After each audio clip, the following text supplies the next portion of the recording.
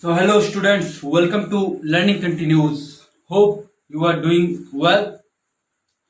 Today, I shall start another topic from uh, fiber to animal fiber. So, today I shall discuss about silk. In my last class, I have discussed about wool. Today, I shall discuss about silk. So, silk. Now, first question is, what is silk? Silk is an animal fiber.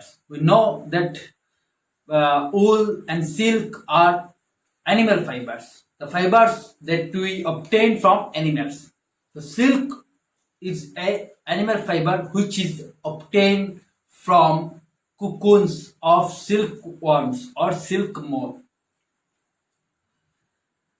And the rearing and caring of silk moth is known as sericulture. So people use the silk moth, care them, feed them for silk, and people after some time or after a long process they obtain silk from silk moth. So like wool, silk has an important or has a variety use of today's life. People use silk cloth like wool cloths. Silk sari are available in market. So silk are obtained from silk moth, and the process by which people feed and care the silk moth is known as sericulture. So our next point is history of silk. Actually, the silk was produced by China. Silk was produced by China in 5000 to 3000 BC. Now, what do you mean by BC? In your SHT, you have learned about AD BC. BC means before Christ. That is before the Christians rules. Before the Christians. That means when the so many years ago the Jesus or the Christian religion was formed, and BC means before Christian. That is, the silk was produced by China before the Christian arrived in the world.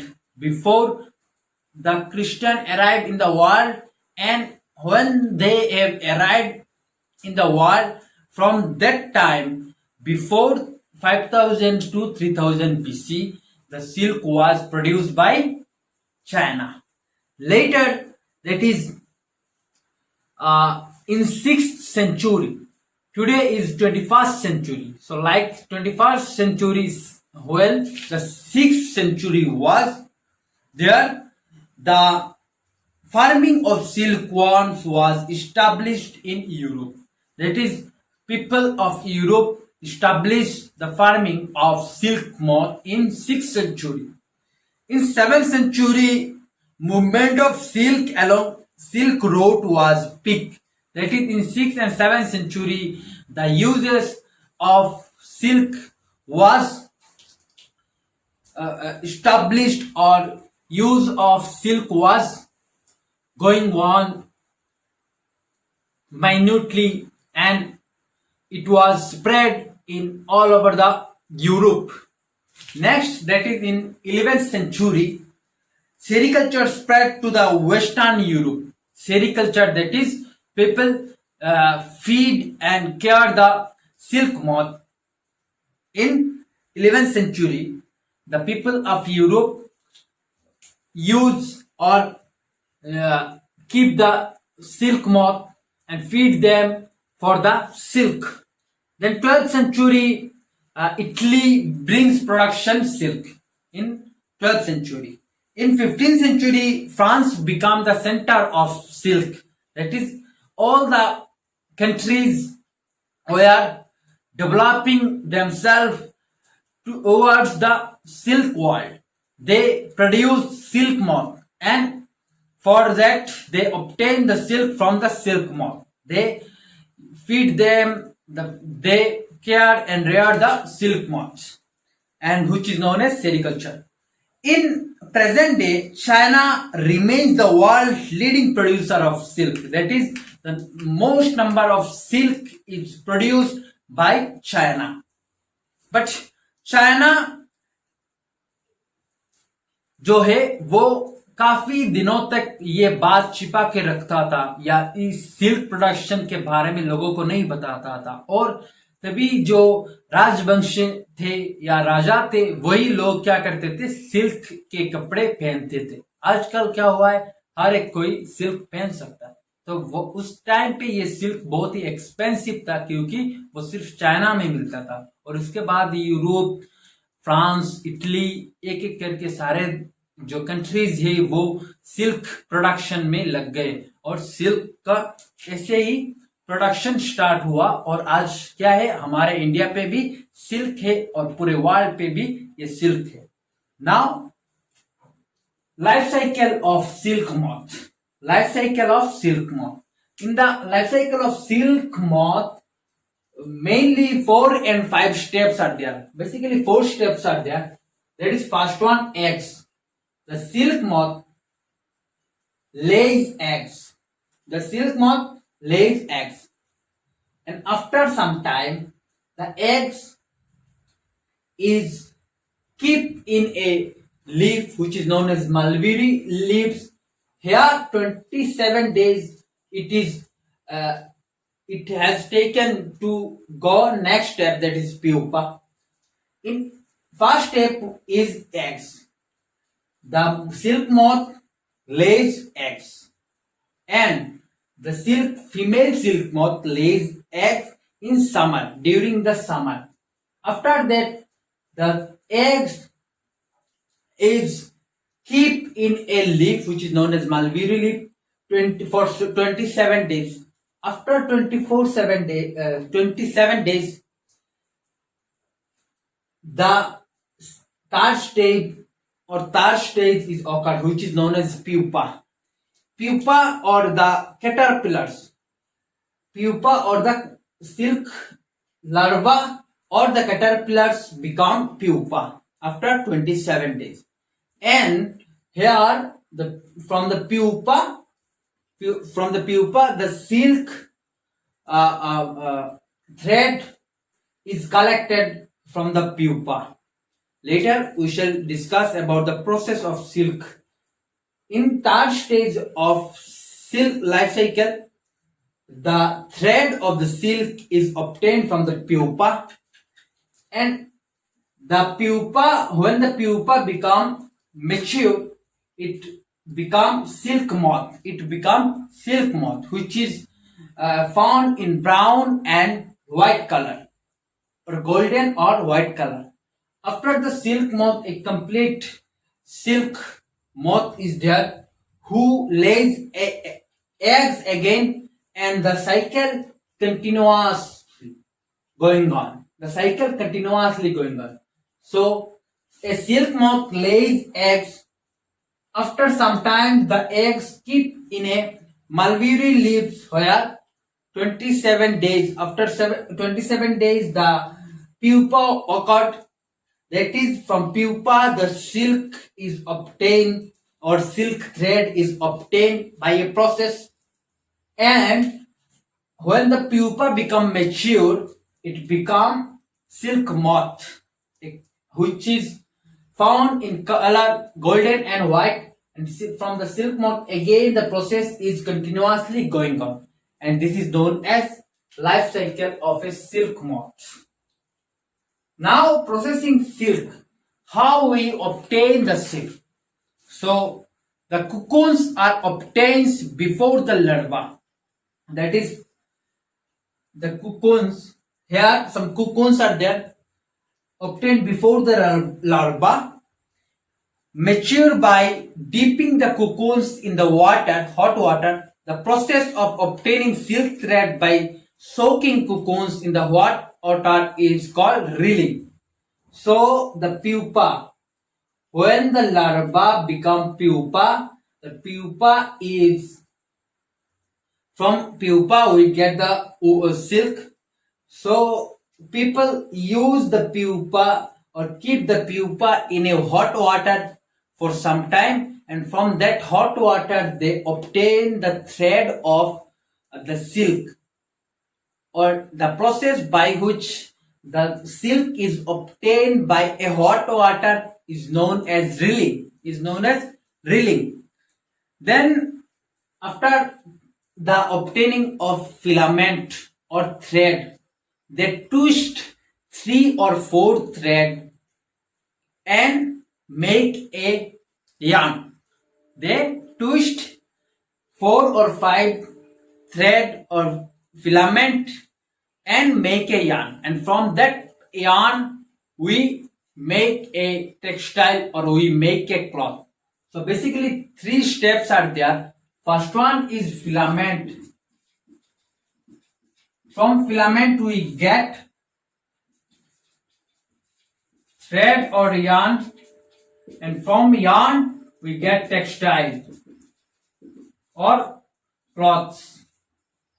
So if we combine 4 or 5 filaments together, then we get thread or yarn. And if we combine the thread in different shape, different color, then we got a complete cloth. So this is the process of silk. So silk is obtained from the silk moth, that is from silk moth. How it obtained? When the silk moth lays egg, the egg is kept in a mulberry leaf for 27 days. After 27 days, the larva or caterpillars become pupa, and that pupa is used to collect or make the filament of silk into a hot water. When we got some filament, we twist them, 3 or 4 filaments combinedly or together. We twist. When we twist them, a thread will be formed, and from that thread the cloth or the textile will be formed. So this is the processing of silk, and the process by which silk is obtained from the pupa into the hot water, from the hot water, is known as reeling. Okay. Now come to the next point, that is properties of silk. Like the properties of wool, silk has also some properties like texture. It is soft, smooth and lustrous. That is, the silk cloth or silk thread or silk textile is a smooth and soft. Strength, that is, it is the strongest natural fiber. It is the strongest natural fiber. It is the strongest than the wool. And absorbing of moisture, like the wool, silk also absorb the moisture. And cleanliness and washability. We can clean or we can wash the silk cloth, and which do not lead to damage of the silk. So silk fabric does not attract dirt because of its smooth surface, and it do not attract the dirt. Attract the dirt. So some properties of silk are texture, strength, absorbing moisture, insulating nature, and cleanliness and washability. Now occupational hazard of wool industry and silk industry. That is, where the laborers of the wool industry or the silk industry have suffered from various problems, health related issue.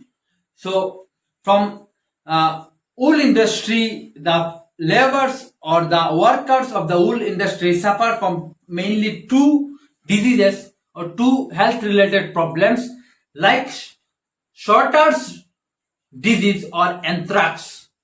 It is a disease by the infection of bacteria.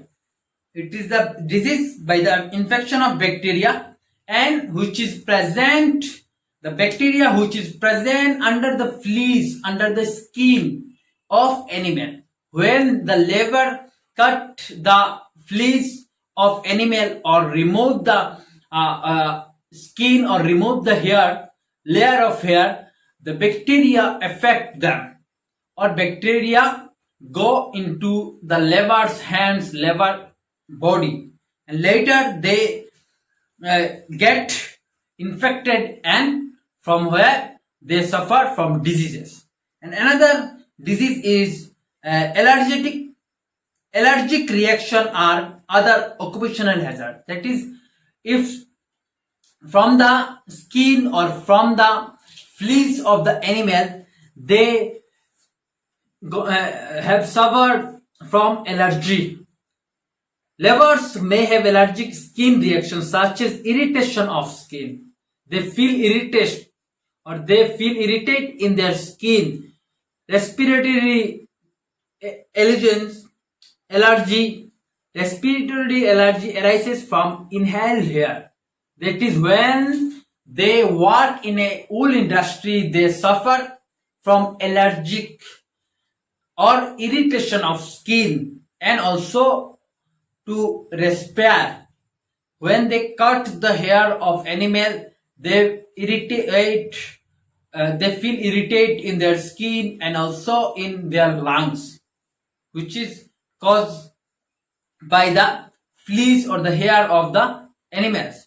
And shorter disease or anthrax, that is a disease which is infected by the bacteria which are present in fleece of animal. When they cut the fleece or hair, remove the hair of animals, the bacteria infected the liver and from that they suffer many diseases.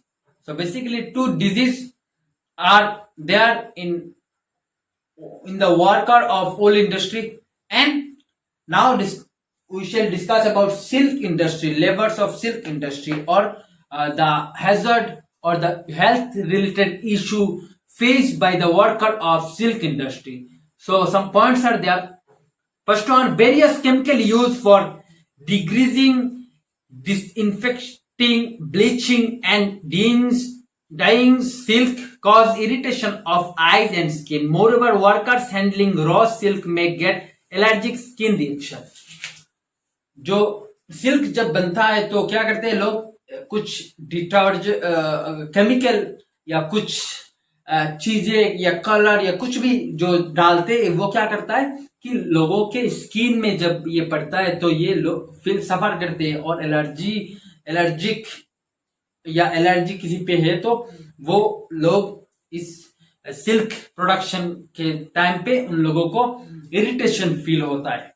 Next, the scales of the moth and silk fibers proteins can initiate asthma, and from the irritation of skin and respiratory system they suffer from asthma.